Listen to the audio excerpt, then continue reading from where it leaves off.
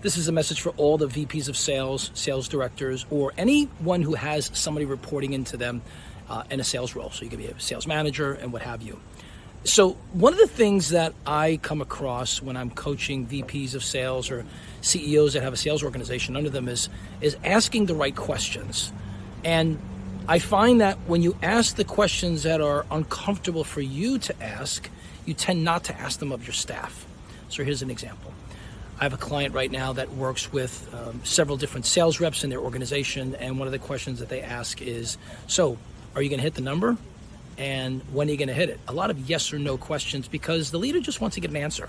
He wants to focus on the company and growing and getting sales up and running, or getting sales back on track.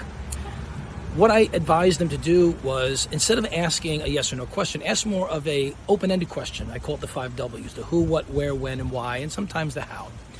So I said, try this in your sales meeting when you're speaking to your sales team. How are you going to hit this number of sales per week? And then wait a second.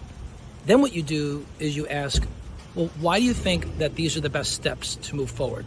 Sometimes when you ask a why question up front, it gets people to lean back, or the resistance, as Josh Braun says, your resistance starts to show up. So what you want to do is ask how. Like, how are you going to get there? Or how does it make sense? Because what you're doing is you're opening up the conversation to ask deeper questions that will get to the real reason. So, and sometimes we don't like to ask those questions as leaders because we don't like to be asked those questions.